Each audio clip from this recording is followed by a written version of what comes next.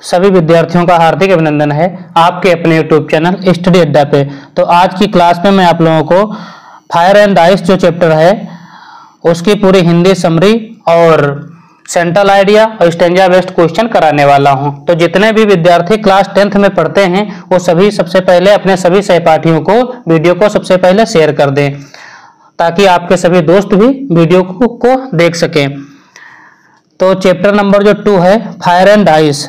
सबसे पहले बता दूं मैं फायर एंड आइस लिखा किसने है, तो इस पोएम को लिखा है रॉबर्ट फ्रॉस्ट ने। देखिए इसके पहले मैंने जो है डेस्कटॉप सुनो पूरा चैप्टर कंप्लीट कराया था। यदि आपने सबसे पहले वो वीडियो नहीं देखा होगा तो उसको जरूर देख लें।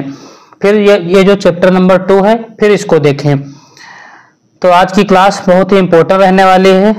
सभी कक्षा 10 वाले विद्यार्थी जो भी यूपी बोर्ड में है या सीबीएसई बोर्ड में है वीडियो को पूरा अवश्य देखें। तो सबसे पहले सेंट्रल आइडिया की बात कर लेते हैं। Central idea of the poem देखिए लिखा है the poem fire and ice by Robert Frost expresses the idea that the world would end in either of two ways by ice और बाय फायर। देखिए इसमें बता रहे हैं जो कवि हैं रॉबर्ट फ्रॉस्ट। कवि इनके कौन है? फायर एंड आइस को लिखा किसने है? तो रॉबर्ट फ्रॉस्ट ने लिखा है। तो रॉबर्ट फ्रॉस्ट द्वारा जो ये पोएम लिखी गई है फायर एंड आइस इस विचार को व्यक्त करती है कि संसार का जो एंड है अंत है वो दो तरीकों से होगा। कौन कौन से दो तरीके होंगे? एक तो बर्फ के द्वारा और दूसरा आग के द्वारा।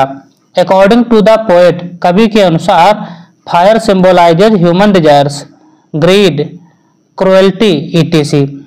जो कवि कहें रॉबर्ट फ्रॉस्ट वो कह रहे हैं कि आग जो है मनुष्य की आकांक्षाओं लालच क्रूरता इनका सिंबल है यानी कि प्रतीक है। The more you try to satisfy them, the more they grow।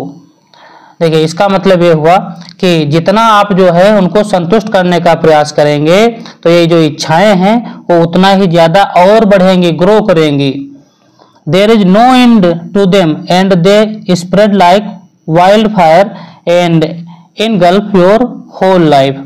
कह रहे हैं कि इनका कोई अंत नहीं है और जंगल की आग की तरह फैलती हैं और आपका जो संपूर्ण जीवन है वो निगल जाते हैं। ऑन द अदर हैंड दूसरी तरफ ice symbolizes indifference in human relationship hatred coldness and rigidity. बर्फ जो है वो मानवीय संबंधों की उदासीनता घृणा रूखेपन एवं कठोरता का प्रतीक है। The poet has the view that both fire and ice are equally competent in bringing the world to a complete end. अब इसमें बता रहे हैं जो कवि हैं रॉबर्ट फ्रॉस्ट वो कह रहे हैं आग और जो बर्फ है दोनों ही संसार को पूरी तरीके से अंत तक लाने में समान रूप से सक्षम हैं।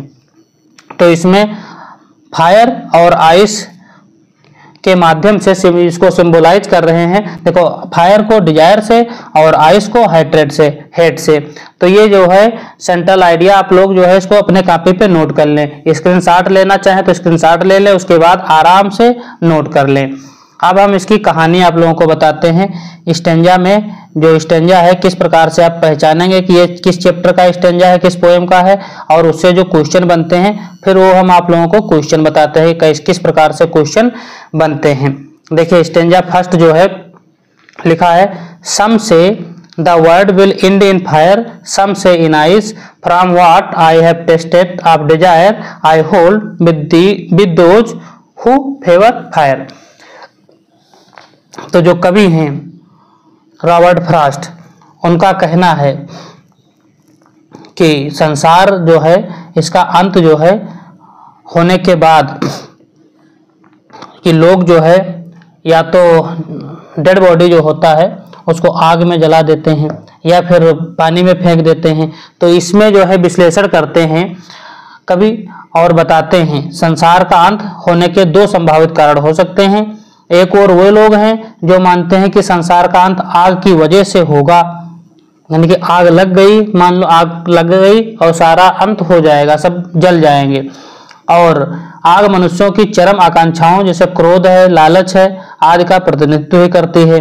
दूसरी ओर कवि कह रहे हैं कि वो लोग हैं जो बर्फ का पक्ष लेते हैं। यहाँ बर्फ जो है घृणा असहिष्णुता मानवीय भावनाओं का प्रतिनिधित्व करती है। अभी हमने सेंट्रल आइडिया में बताया था। कवि अपने अनुभव के आधार पर मानते हैं कि संसार का अंत जो है अग्नि के द्वारा होगा, इसलिए कवि उन लोगों के साथ हैं जो लोग जो है अग्नि का पक्ष लेते हैं। तो लिखा है from what I have tasted of desire I hold with those who favour fire. जो फायर के पक्ष में हैं उनके जो है तरफ जो है कवि का भी मोड़ है, रुझाव है। अब जो सेकंड स्टेंजा है उसको देख लेते हैं, उसका हिंदी अनुवाद समझ लेंगे पहले, फिर उसके बाद हम क्वेश्चन आंसर पे चल लेते हैं।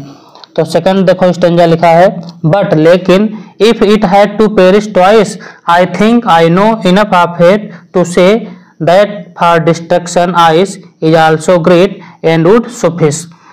अब इसमें बता रहे हैं, कवि कह रहे हैं यदि जो संसार है उसका अंत ट्वाइस यानी कि 2 बार हो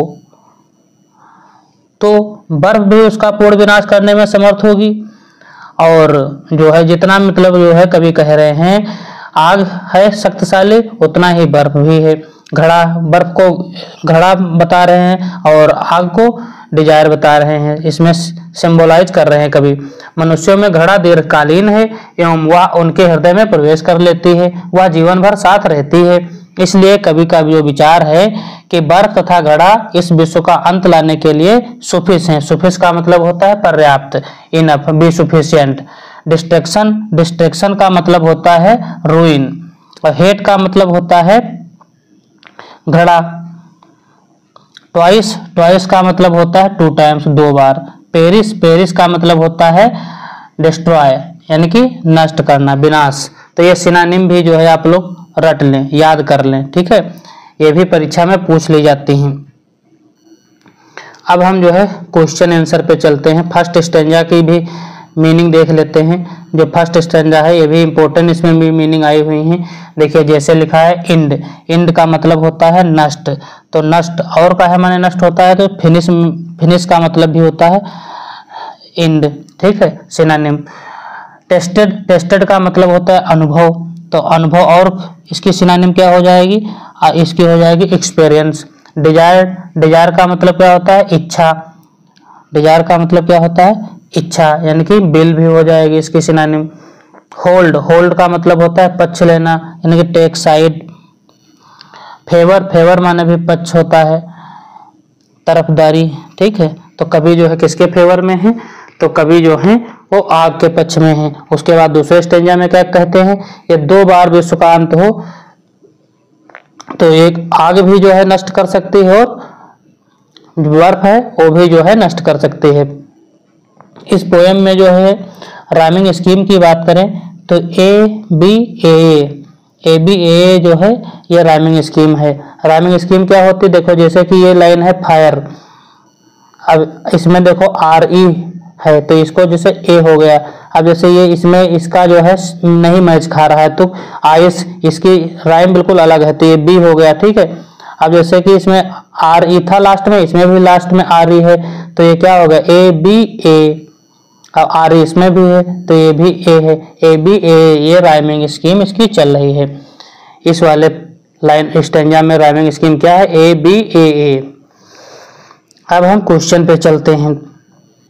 तो सबसे पहला जो क्वेश्चन है वो लिखा है what is the name of the poem from which the above extract is taken, who is the poet. ये जो लाइनें हैं ये किस पोएम से ली गई हैं और उसको किसने लिखा है।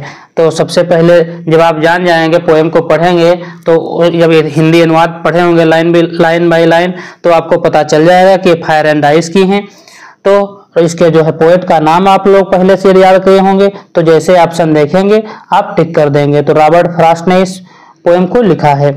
फिर नेक्स्ट क्वेश्चन है why does the poet hold with those who favour fire. कवि उनका समर्थन क्यों करता है जो आग का समर्थन करते हैं, तो क्यों करता है, because the lust of material things is increasing quickly. क्योंकि जो ऐसी वस्तुएं हैं वो जो है जो जिनकी कमी है वो इंक्रीज हो रही है, शीघ्रता से ही बढ़ रही हैं। तो सी नंबर ऑप्शन जो है ये सही हो जाएगा।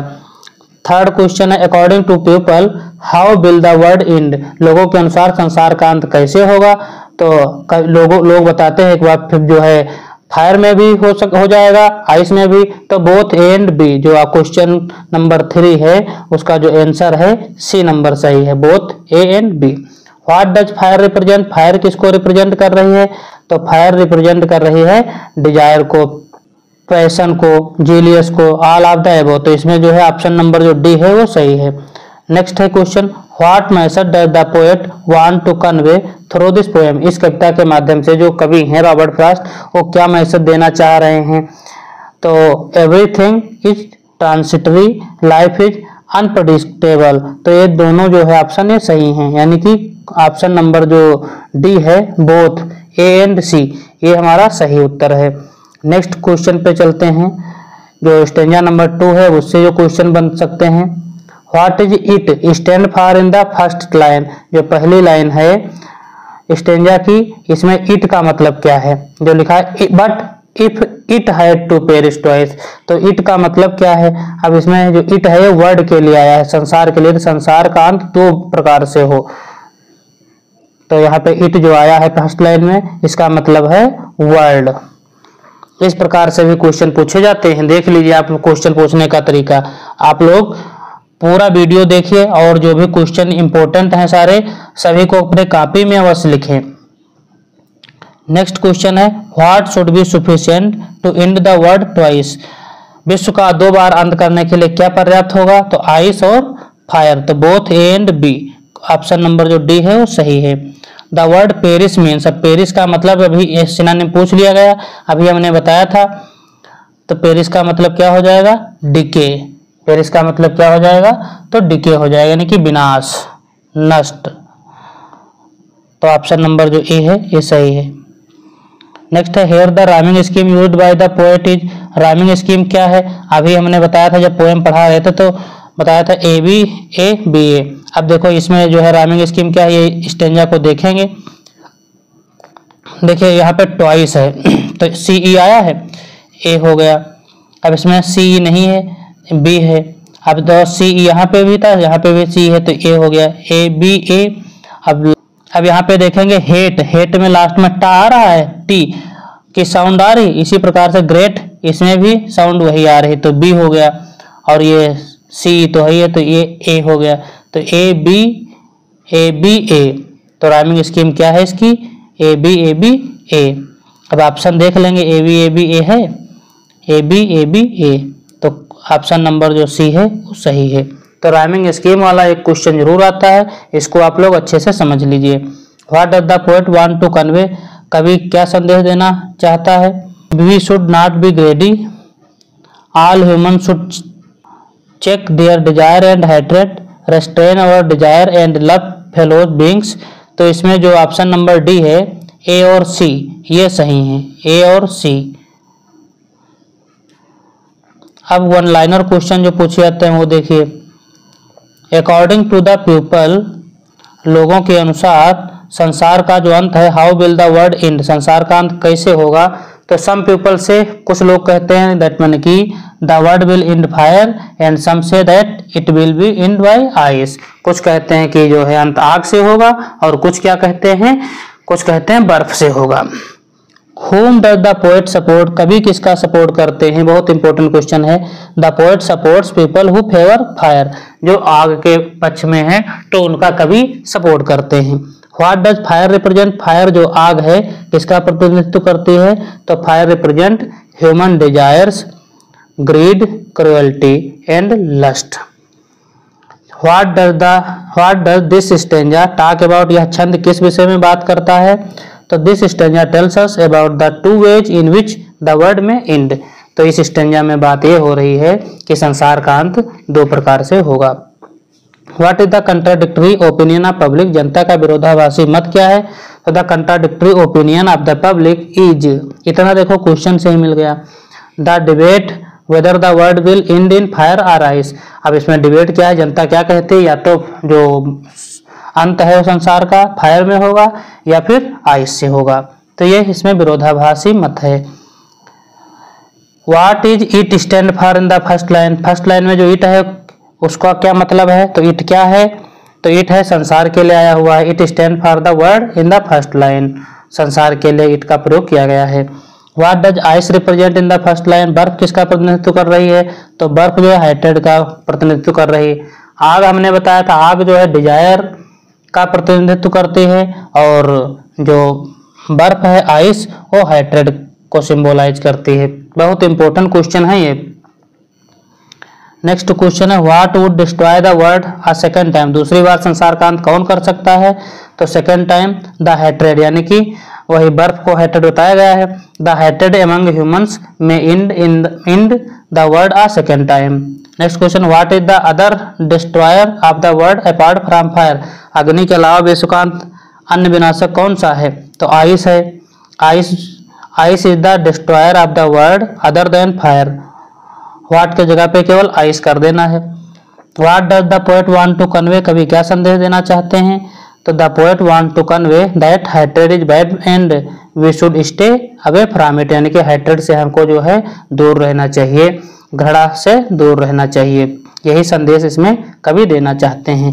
तो आज की क्लास में हमने आप लोगों को सेंट्रल आइडिया बताया, हिंदी समरी बताया, ऑब्जेक्टिव क्वेश्चन कौन कौन से बन सकते हैं, वन लाइनर क्वेश्चन कौन कौन से बन सकते हैं फायर एंड आइस से, तो ये सभी हमने आप लोगों को बताया।